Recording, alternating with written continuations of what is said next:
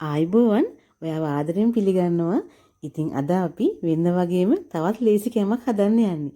කෘත්‍රිම රසකාරක නැතුව ලේසියෙන් ටක් ගාලා මුරුක්කු හදන හැටි මම අද ඔයාලට කියලා දෙනවා.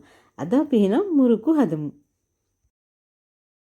මේ ලේසි මුරුක්කු ටික හදාගන්න ඔයාලට අවශ්‍ය වෙන්නේ ප්‍රධාන අමුද්‍රව්‍ය දෙකයි. ඒ තමයි පාන් පිටි සහ කඩල පිටි. සමාන ප්‍රමාණ වලින් ගන්න ඕනේ. ඊළඟට සුදු ලුණු. සුදු ලුණු ටිකක් සුද්ධ කරලා වතුර ටිකක් දාලා හොඳට ක්‍රීම් එක වගේ වෙන්න ඔයා මෙන්න මෙහෙම අඹර ගන්න ඕනේ. ග්‍රයින්ඩර් කප් එකට දාලා මෙන්න මෙහෙම ක්‍රීම් එකක් වෙන්න අඹර ගන්න ඕනේ. ඊට පස්සේ අපි බෝල් එකක් අරගෙන පාන් පිටි කඩල පිටි ටිකයි ඒකට දාගන්නවා. හොඳට ක්‍රීම් වෙන්න අඹරගත් සුදු ලුණු ටික බෝල් එකට දාගන්න. ඊළඟට ඔයා දාගන්න ඕනේ ලුණු. ලුණු වාගේ කැමැත්ත අනුව තමයි මම ලුණු තේ හැඳි භාගයක් විතර දාගන්නවා. ඊට පස්සේ කහ කුඩු තේ හැඳි භාගයකට වාගේ අඩුවෙන් ගන්න. ඊළඟට මිරිස් කුඩු මම තේ හැන්දක් දැම්මා. ඊළඟට ග්‍රයින්ඩර් කප් එකට වතුර ටිකක් දාලා ඒ වතුරෙන් තමයි අපි මේ මිශ්‍රණය අනාගන්නේ. මේ විදිහට මිශ්‍රණයට සුදු ලුණු වතුර දාන්න. දාලා හොඳට මේක කලවම් කරගන්න ඕනේ. කඩෙන් ගන්න මුරුක්කු වල කල් තබා ගන්න කොච්චර දේවල් දානවද? ඒ වගේම කෘත්‍රිම වර්ණක, රසකාරක අපි හදන මුරුක්කු වල ඒවා කිසි දෙයක් නැහැ. අපි දාන්නේ ස්වභාවික දේවල් විතරයි. ඒ තමයි සුදු ලුණු සහ කඩල පිටි. මේ මුරුක්කු රසයට නම් ඔයා ගොඩක් ආස වෙයි. ඉතින් ඔයා මගේ YouTube channel එක subscribe කරලා නැත්නම් අනිවාර්යෙන්ම subscribe කරන්න, bell icon එක click කරන්න.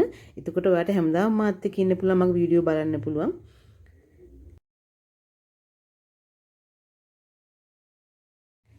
වතුර චුට්ට දාලා හිමින්සට මේ විදිහට මිශ්‍රණය අනා ගන්න ඕනේ. දැන් ඔයාලට පේනවා ටික ටික පාට වෙනස් වෙනවා. මේ බලන්න දැන් පදම ඇවිල්ලා තියෙන්නේ. ගොඩක් ඝනකමට නැහැ. හුඟක් දියාරුත් නැහැ. මෙන්න මේ ප්‍රමාණය තමයි අපි අනා ගන්න ඕනේ මිශ්‍රණය. මේ පදමට ඔයා මිශ්‍රණය හොඳට අනාගත්තම පස්සේ අපි මුරුක්කු ටික හදන්න පටන් ගමු. ඔයාලට මෙන්න මේ වගේ හැන්දක් තියෙනවා නම් මේ වැඩේ කරන්න හුඟක් පහසුයි. තාච්චියේ ලිපේ තියලා අවශ්‍ය ප්‍රමාණයට තෙල් දාලා තෙල් ටික රත් වෙනකන් ඉඳලා මේ හැන්දේ තෙල් ටිකක් ගා ගන්න. ඊට පස්සේ අර මිශ්‍රණයෙන් ටිකක් හැන්දේ උඩින් මෙන්න මෙහෙම තියලා රබර් ස්පැචුලා එකකින් අපි ඔන්නෝම තද කරන්න ඕනේ. එතකොට හොඳට මුරුක්කු ටික යටින් කැඩි කැඩි තෙල් එකට වැටෙනවා. මේ බලන්න අපිට හරි පහසුයි මේ විදිහට හදාගන්න. ඔයාලට රබර් ස්පැචුලා එකක් නැත්නම් අතින් උනත් මේ වැඩේ කරන්න පුළුවන්. පරිස්සමට මෙහෙම තද කරනකොට මුරුක්කු ටික හිමින් කැඩි කැඩි තෙල් එකට වැටෙනවා. ඉන්දියාප මිරිකන වංගෙඩිනුත් ඔයාලට මේ වැඩේ කරගන්න පුළුවන්.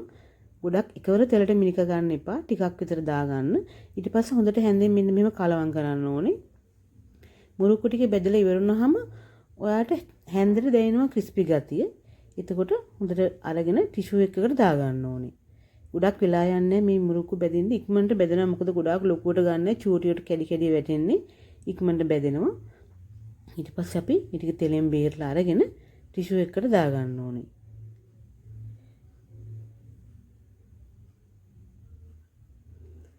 තව ටිකක් මේ විදිහට අපි මිරිකලා බලමු. පරිස්සමට මෙහෙම කරන්න. එතකොට යටින් හොඳට කැඩි කැඩි වැටෙනවා. පොඩි පොලිතින් බෑග් එකක් අරගෙන අකින් චුට්ටි හිලක් කපලා ඒකට මේ මිශ්‍රණය ටිකක් දාලා ඔයාලට මෙහෙම විදිහට මිරික ගන්න පුළුවන්. ඒකත් පහසුයි.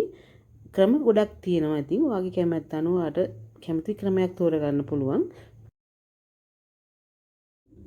බලන්නකො හැන්දේ යටපැත්තේ මුරුක්කු වැටෙන විදිය. හිමින් තද කරන්න ඕනේ. එතකොට ටික ටික වැටෙනවා ගානට. ඉතින් මම දැන් මුරුක්කු බෙදලා ඉවරයි. ඔයාලට පේනව නේද? මම මුරුක්කු පිඟානක්ම බෙදගත්ත ලස්සනට. එහෙනම් ඔයත් මේ විදිහට මුරුක්කු හදලා බලන්න. මගේ YouTube channel එක subscribe කරන්න. අපි තවත් දවසක මේ වගේ ලේසි කෑමකින් හමු වෙමු. සුබ දවසක් ඔයාලට.